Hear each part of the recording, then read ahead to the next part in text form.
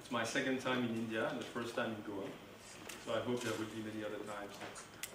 The title of the presentation today is Fiscal Councils in Emerging Markets, but I have to start with a warning is that, at least according to our definition, we don't have that many fiscal councils in emerging markets yet. I mean, most of the fiscal councils that are identified as such and that are in emerging markets in our data set are mostly, Eastern and Central European countries. Okay, but they start coming outside emerging Europe. We've seen a former fiscal council being established in Chile last year. Another one is being currently established in South Africa. Thailand is thinking about it. So this is clearly a growth industry. So my presentation will start with a few words of motivation, but I'm going to try to go very quickly because I think that with such a very specific theme for this conference, we probably are all convinced already that there is some kind of motivation to this kind of talk. Then, yes, I'm going to talk about fiscal rules, surprisingly enough. Then move to fiscal councils. Show you a few stat facts about fiscal councils in a cost-control perspective. Try to show some evidence about their impact, and there Agnese is going to be able to shoot back the endogeneity issue. And finally, I'm going to try to argue that we should think very carefully about the potential synergies between fiscal council and fiscal rules. Agnese has alluded to that, others have alluded to that, but I think this is really where we can make sure that these institutions have actually some kind of effectiveness. So the motivation. Here I want to spend some time making it very clear that I'm not here to argue that fiscal policy should be depoliticized. And I should make it clear because some people have framed the issue in those terms. And I'm quoting Alan Blinder in 1997, suggesting that politicization is really a problem. I mean, he says, the real source of the current estrangement between Americans and their politicians is, I believe, the feeling that the process of governing has become too political. Really? I mean, Americans increasingly believe that their elected officials are playing games rather than solving problems. Most important, government appears excessively beholden to those with political clout, often at the expense of public interest. So where do we go from there? Well, let's do with fiscal policy as we did with monetary policy. Monetary policy was manipulated by politicians. So let's have an independent fiscal authority, which, like the social planner, will see the light and deliver something that we all want, even if we don't know. Well, I prefer James Madison's formulation, 1788, so well before Alan Blinder. He said it in a very neat way. The people at this time had neat ways to say things. And he said, a dependence on the people is no doubt the primary control on the government. That's democratic accountability, thank you very much. But experience, which was probably much smaller at that time, has taught mankind the necessity of auxiliary precautions. So we need, I mean, that's my interpretation, and we can discuss about that, but we need institutions, what Madison would call precautions, to provide the right incentives and make democratic controls work well. It's not about substituting democracy by some sort of semi-legitimate, central planner. It's about making democracy work better. So again, fiscal policy is at the heart of the political process. I strongly believe in no taxation without representation, even though I live in Washington, D.C., where we have taxation without representation. But again, it's not about depoliticizing fiscal policy. Okay, let's be extremely clear about that. So the motivation in terms of why do we want such institutions, I mean, it's very clear. We tend to see in practice that there are systematic differences between the fiscal policy that we have and the fiscal policy that we would like to have, even though we have in the world a fair amount of fairly well-functioning democracies. So how come that well-intended politicians, well-intended elected officials actually tend to systematically deliver something that is not something economists would like to see, like excessive debt and deficits, like pro-cyclical fiscal policies, like Agnese showed us. fiscal policy that are motivated or subject by the electoral cycle, or a focus on spending that may not be the most useful in terms of social utility. So we are well aware of these biases. Typically, the traditional response of the governments has been Ulysses, how do you say it in English? The guy who didn't want to listen to the mermaid song, okay? So he tied himself to the mast. I say, okay, I can listen, the mermaid song and I'm fine. So it's fiscal rules. You tie yourself to the mast, you say, haha, I'm safe, and I can listen to the songs. So fiscal rules have indeed been a very successful venture, apparently, over the last, 20 years now. And this chart, which is taken from our data set on fiscal rules, which has been used elsewhere, basically shows the number of fiscal rules, or the number of countries with fiscal rules over the period 1990-2013. You see that it started with advanced economies, and the big jump you see in 1991, of course, is the Maastricht Treaty, so 12 countries all at once having fiscal rules. But quickly you see that by the late or mid-1990s, emerging economies and low-income countries had actually caught up. And for the first time last year, now you have more emerging market economies with fiscal rules than advanced economies. So fiscal rules, were the primary response adopted by governments. However, when we look at the evidence on fiscal rules, and Agnese alluded to that, she said, it's kind of mixed. It's true that if you read my own 2008 paper, you will see something like, hey, yes, sure, if you have a strong fiscal rules, primary balances will tend to be higher on average, whatever, if you take into account all other things. My deep question about it is this a causal link? My co-authors of that paper are convinced there was a causal link. I'm still not, so, I don't know. But there is some cross-country evidence suggesting that yes, they are associated with stronger performance. But then, it's nice to have a panel. It's even nicer to look at country experience and see whether indeed, you can make the assumption that a panel always makes, which is that you can apply the same models to all countries. And there, you're up for some disappointment, because there, I basically cut and pasted some old charts from a paper with Manmohan Kumar. And basically, we looked at country by country thing. So I don't know if I have a laser thing here. You have? Can I show? Yes. So here, I took my own little country, Belgium. And here you have some kind of fiscal rule index. And the higher the index, the stricter the fiscal rules that we have in the country. Okay? And here you have the timeline, which is exactly the same as for the fiscal rule index. You have the timeline for the cyclically adjusted balance. So when it goes up, it improves. It means fiscal policy becomes tighter. And for Belgium, you have the Ulysses story. Okay, I tie myself to the mast. I want a really tight fiscal rule, and you see that things happen. And then, of course, look at this, 1997. What happened? Belgium made it to the EMU. Cool, we could relax. And indeed, the fiscal rules became less binding. And guess what? Exactly at that time, the cyclically adjusted balance started falling. Okay? So that's one story, the tying hands story. Another story is the signaling story. Like Sweden, for instance. Sweden in the early 1990s was affected by a deep, deep crisis, to the point that the credibility of their entire system was questioned. And so Sweden said, okay, we're going to do it the hard way. And they had a massive fiscal adjustment starting in 1991. Okay? And you see this improvement in the cyclically adjusted balance. And then a few years later, when they realized their adjustment was successful, they said, okay, we have to convince markets and everybody else that this is serious now.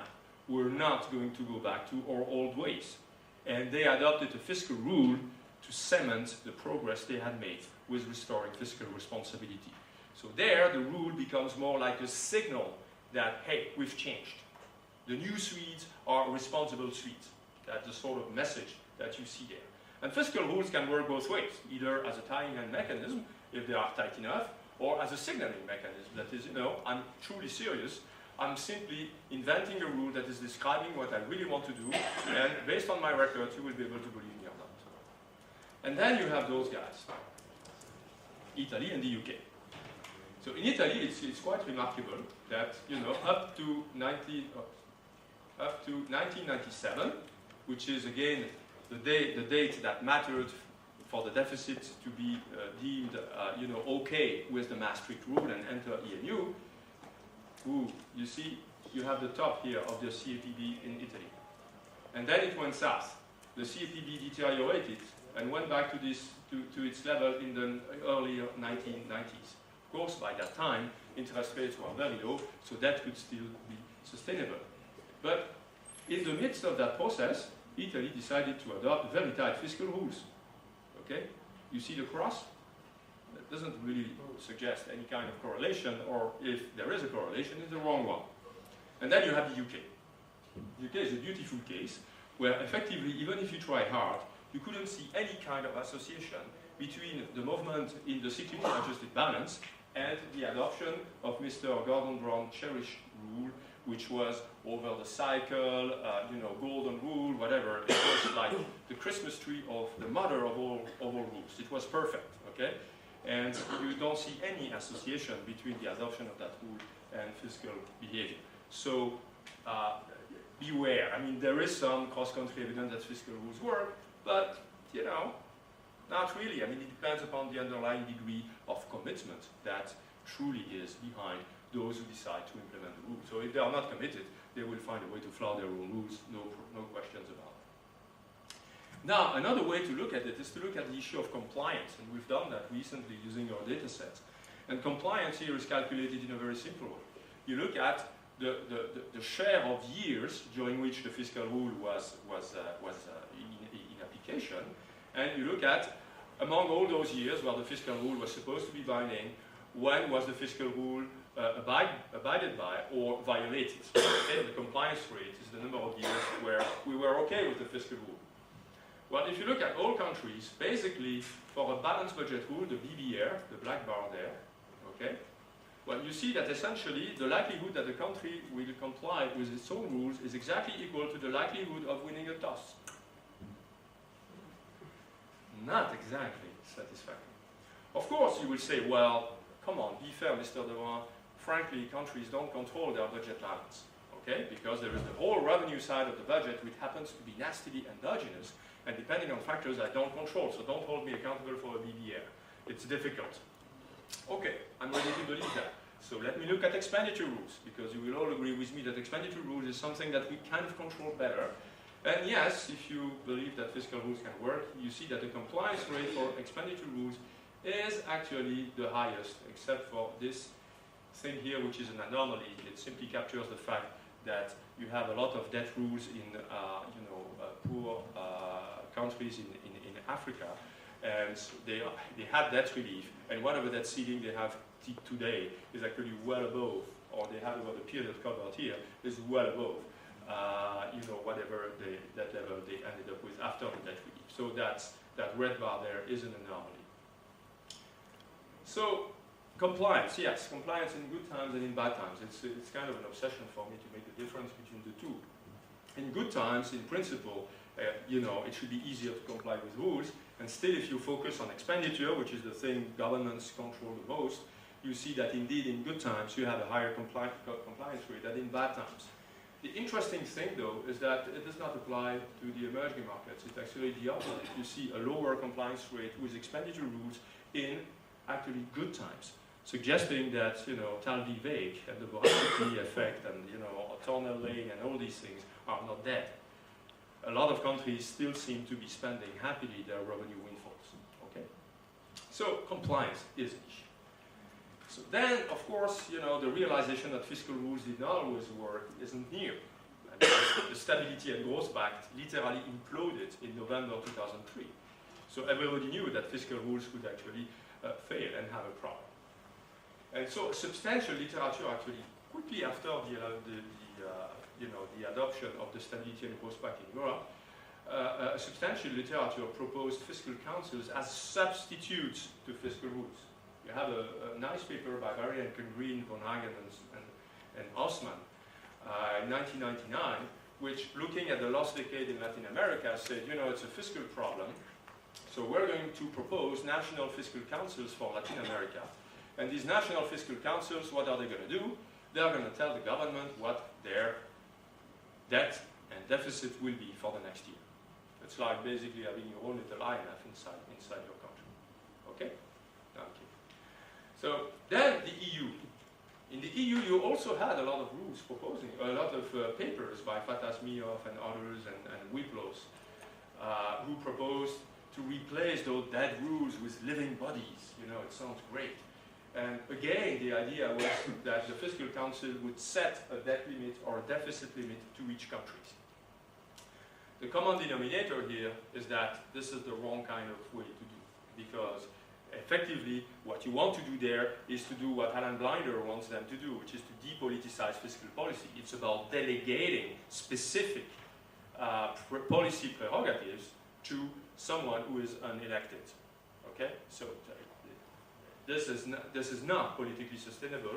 You can even if you're a theoretician and that you like deriving complex political economy models, etc., Alesina, Tavolini, Persson, and whatever you want, you will never find that this is an equilibrium solution. It will never be credible. Okay, it's like assuming you have. Let's assume we have a social plan. Okay, that doesn't work. So there is a deep fallacy about that substitutability argument. The first is the one I mentioned. No political economy model will give you that. Now we're left with the soft power of what I really call fiscal councils, and I will come to a definition in a moment. And these things are soft. They cannot do anything in the policy arena, but they can, enhance transparency, provide more analysis, go public when things go wrong, etc. Issue warnings. However, they cannot be expected to fully substitute for rules, which at some point should be binding if there are rules. So the bottom line is that they should work together. And from now on, I'm going to try to convince you that they should work together, fiscal rules and fiscal council. So what is a fiscal council?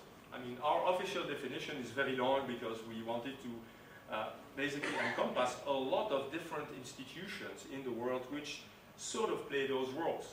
And there is a huge diversity of fiscal councils in the world. Okay?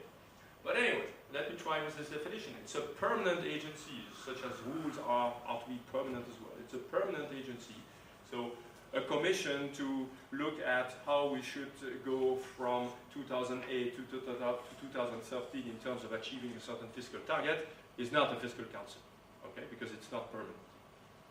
So it's a permanent agency with a statutory or executive mandate to assess publicly and independently from partisan influence government's fiscal policies, plans, and performance against macroeconomic objectives related to long-term sustainability of public finances, short-term macroeconomic stability, and other official objectives. And I say other official objectives because I wanted to include the Swedish Fiscal Policy Council, which also has to assess equity for all sorts of reasons. Okay.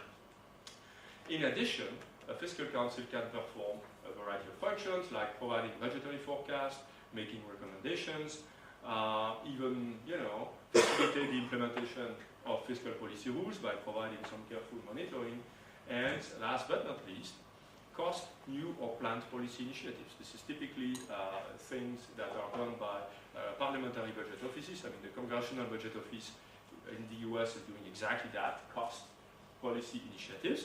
But sometimes, like in Australia or the Netherlands, they even cost electoral platforms of political parties. So political parties are running, then they submit, for instance in the Netherlands, they submit their electoral platform to what they call the Central Plan Bureau, which is called the Netherlands Bureau of Economic Analysis in English. And basically, the Central Plan Bureau is going to run their models based on the platform and and tell the people, if you vote for these guys, unemployment in 5 years is forecast to be this, inflation is forecast to be this, debt is forecast to be this, and so on and so forth. So you have a kind of discipline on the electoral process because you basically kill populist parties. Okay, so now, you have many models, many different models of fiscal councils. I'm not going to insist too much on that. You have standalone institutions, you have institutions that are attached to parliaments, institutions that depend on the finance minister, etc. The important thing is not so much that they have statutory independence. The important thing is that they operate in a non-partisan way. Okay, that's the main thing. Just to give you an example, the High Council of Finance in Belgium is considered to be a fiscal council, it is not independent. Okay? All members are appointees somehow of the minister. However, Belgium being Belgium, they really try to find a careful balance between those from the left, those from the right, those from the north, those from the south, those who speak French in Brussels and those who speak French in the south, whatever. Okay, so it's a balanced council, and these guys are all experts. So once you appoint them there, they suddenly become independent, and they really don't take instructions. And the High Council of Finance has been there since 1936, and it has built a strong reputation of being really non-partisan in its assessment. It can also be paired with an existing institution. This is something that a few countries have done. I mean, like Austria, and for instance, they have paired it with the central bank, which is something we don't recommend for a variety of reasons, and sometimes also with the audit office, like in France or Finland, but I think the Finns have reconsidered that. So the common denominator of all these institutions is that they are watchdogs. Notice the leash, okay? There is no delegation of fiscal instruments. The watchdog is barking, it's not biting, okay? So the economics of fiscal councils, how do they work? Well, first they raise transparency. So anyway, if you make a mistake, you have a higher reputational or electoral cost for making that mistake, but if you do a great thing and that the fiscal council says it, well, it works both ways. You can be rewarded by having, you know, the thumbs up of the fiscal council. Most importantly, perhaps, it educates and informs the general public or the debate about fiscal policy. And in that sense, I think it can reduce usefully informational asymmetries between governments, what they truly intend to do, and the voters, what the voters really want the government to do. And finally, they can help closing technical loopholes. We've mentioned in the first session how difficult it was to calculate the structural balance. Okay? At least these guys can say, look, you want a structural balance rule? Fine, but I can calculate it for you. So we won't have the situation in the UK at the end of the 1990s where Gordon Brown was trying to convince everybody that the cycle never ended. It never ends, this cycle, so I can delay all the time the adjustment that is mandated by the rule. That would not happen if you had, at the time, had the Office of Budget Responsibility, who would have told you, you know, Mr. Chancellor, cycles do end. So it can avoid these manipulations that are related to so-called second-generation rule. And because you do that, you can actually ex ante be less scared of adopting such a complex and flexible rule, because you know that somehow there will be this non-partisan agency making sure that you don't cheat with that rule. So fiscal council is a growth industry. I mean, you see that the number of councils have grown in the world since the 1990s, from 5 to almost 30 now, according to our definition, which is debatable and I'm happy to discuss. But indeed, and the emergence of such council in emerging markets is actually quite new. It's really after the crisis that they appeared, mostly in emerging Europe. I mean, are they big? Is it such a big thing to have fiscal councils? Usually no. Most fiscal councils are very small. You see here, you know, the number of full-time equivalent staff. And we relate that to the functions, which are basically assessment function, assessment and forecasting, and assessment, forecasting, and costing. And you see that the bigger the function, obviously, the bigger the staff. But you know, the largest fiscal council in the world, according to us, is the CBO in the US, which has 240 staff.